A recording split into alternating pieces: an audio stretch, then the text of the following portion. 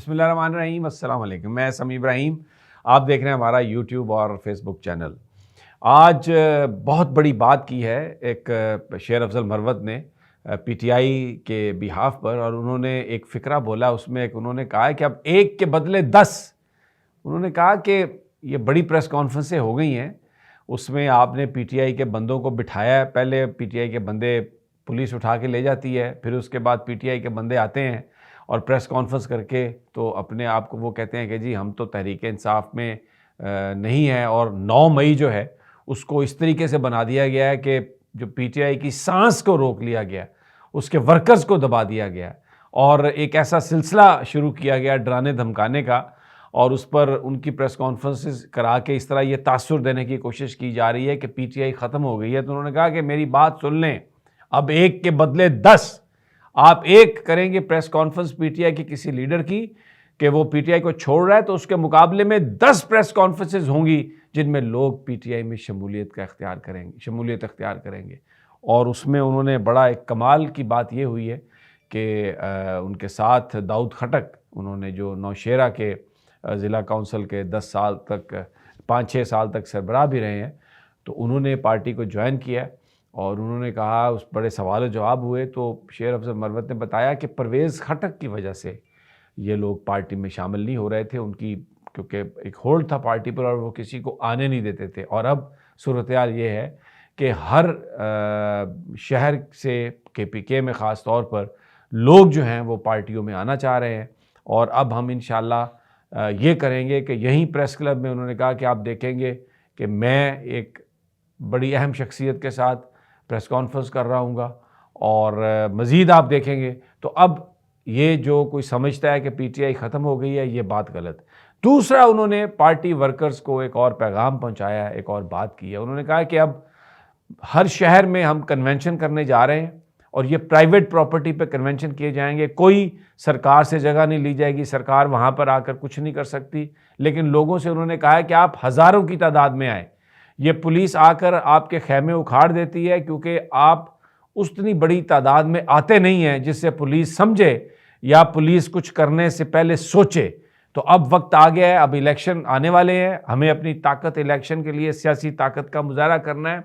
तो अब जो कन्वेंशंस हैं उसमें आप हज़ारों की तादाद में आएंगे। अगर किसी जगह कन्वेंशन हो और 20-25 हज़ार लोग इकट्ठे हो जाएं तो पुलिस फिर उस कन्वेंशन का कुछ नहीं बिगाड़ सकती, पुलिस उसको नहीं रोक सकती। तो अब हमने ये करना है और अब हम तारीखें देंगे, ये कहा शेर अफजल मरवत ने।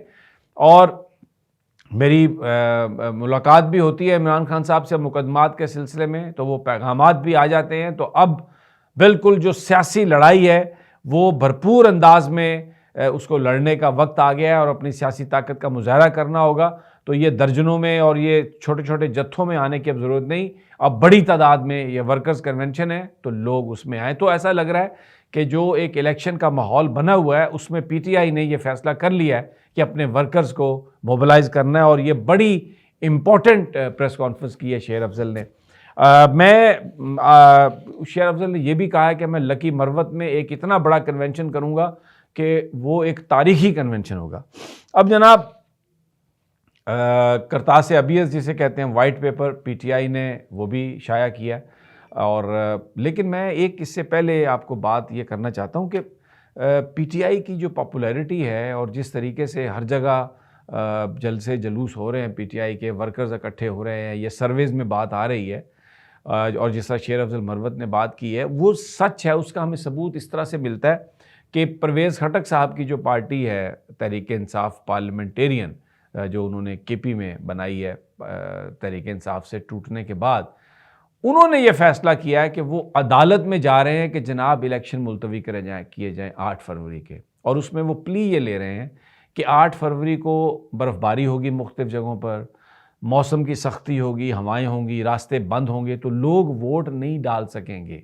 इसलिए ये फ़ैसला किया गया है कि पेशावर हाई कोर्ट में दरख्वास्त दायर की जाए कि आप इलेक्शंस को मुलतवी किए जाए। आज जो महमूद खान है साबिक़ वज़ीर आला, उनकी बड़ी मीटिंग भी हुई इंपॉर्टेंट गुलाम अली से जो गवर्नर हैं केपीके के। अगरचे वो मीटिंग जो निगरान वज़ीर आला का तकर्रुर है उसके लिए हुई थी, क्योंकि आज़म खान साहब के इंतकाल के बाद आज जस्टिस जो रिटायर्ड हैं अरशद हुसैन शाह, उनके लिए ये फ़ैसला किया गया, जो निगरान काबीना में वज़ीर कानून थे और वज़ीर मज़हबी अमूर थे, कि उनको वज़ीर आला बनाया जाए। लेकिन महमूद खान कि ग़ुलाम अली के साथ आज हुई है मीटिंग, ग़ालिबन इसमें दुरानी साहब भी शायद शरीक हुए होंगे या नहीं हुए, मुझे कंफर्म नहीं है, लेकिन उनका भी बयान आ रहा था। तो ये मामला इलेक्शन के हवाले से कि जी मौसम की बड़ी सख्ती होगी और 8 फरवरी को इलेक्शन नहीं हो सकते, मौलाना फजलुर रहमान भी इसका इंदिया दे चुके हैं। आज उन्होंने मरी में एक जलसे से खिताब भी किया। लेकिन ये जो एक कहानी चल रही है जिसमें अब पीटीआई वाले खुल के सामने आ रहे हैं, तो उसमें ऐसा लग रहा है कि पॉपुलर वेव जो है वो पीटीआई की है और जो मुखालिफिन हैं वो ये चाह रहे हैं कि हम इलेक्शन से हम हटें पीछे, और मुख्तलिफ अलाइंसेस बनाए जा रहे हैं। कराची में बड़ी अहम एमक्यूएम के साथ मीटिंग्स हुई हैं और पीएमएलएन की फिर पीर पगड़ा के साथ भी मीटिंग हुई, और एक बड़ा अलायंस बनाने की कोशिश की जा रही है कि वहाँ पर पीपल्स पार्टी का मुकाबला किया जाए। तो वो आपस में बड़ी उनकी झड़पें भी चल रही हैं। खुर्शीद शाह ने कहा कि ये इलेक्शन को चुराने की कोशिश की जा रही है, ज़बरदस्ती किसी को वज़ीर-ए-आज़म बनाने की कोशिश की जा रही है। इलेक्शन नहीं, ये सिलेक्शन किया जा रहा है, इससे मुल्क तबाह हो जाएगा।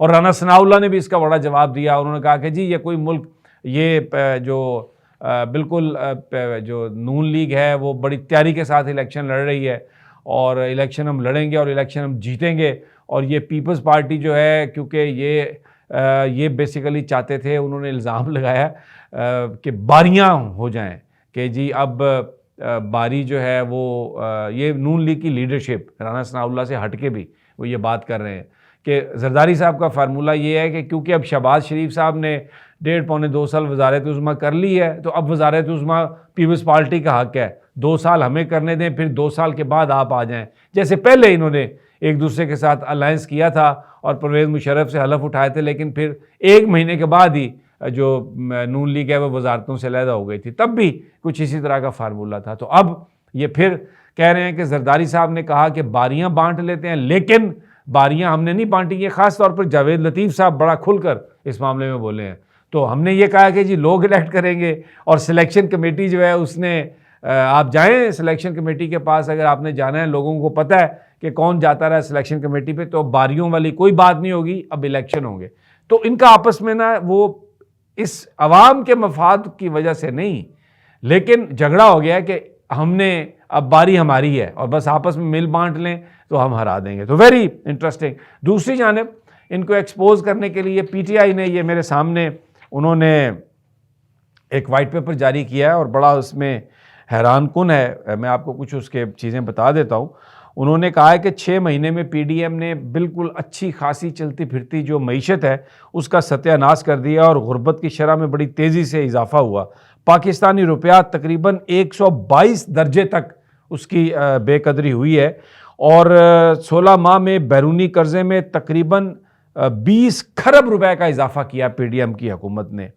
और पीटीआई ने जब हुकूमत 2018 में संभाली तो उस वक्त भी मईशत बहरान का शिकार थी, क्योंकि उससे पहले नून लीग की हुकूमत थी, और पीटीआई को नून लीग की नाअहली की बदौलत 1.6 खरब रुपए का गर्दशी कर्जा मिला। फिर उन्होंने कहा कि पीटीआई को 1.4 खरब तक की सालाना कैपेसिटी पेमेंट्स विरसे में मिली। 2018 में करंट अकाउंट खसारा 19.2 अरब डॉलर्स और ज़र मुबादला ज़खायर 9.4 अरब डॉलर्स, जबकि मुल्क को बैरूनी कर्ज़ों की अदायगी के लिए 32 अरब डॉलर की फंडिंग फौरी तौर पर दरकार थी।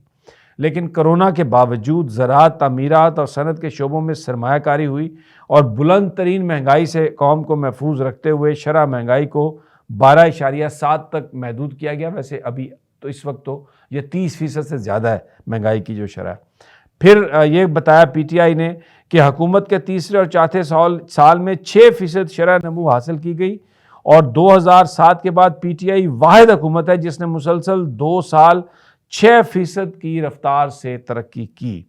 उन्होंने ये भी बताया कि 2022 में ज़रई तरक्की की शरह 4.4% रही, जो कि 2000 के बाद से बुलंद तरीन है, और तहरीक इंसाफ की 3.5 साल हुकूमत के दौरान औसत शरह नमू 5.7% रही। तो ये फिगर्स के ज़रिए भी अब तहरीक इंसाफ ने जो नून लीग का और पीपल्स पार्टी का जो बयानिया है या जो उनके क्लेम्स हैं कि जी उनकी हुकूमत बहुत अच्छी थी और इमरान खान ने हुकूमत ख़राब की, तो उन्होंने फैक्ट्स सामने पेश किए हैं और उससे ये साबित करने की कोशिश की है कि इमरान खान की हुकूमत ने मामलात को संभाला था। इजाज़त दीजिए अगली वीडियो तक। अल्लाह ने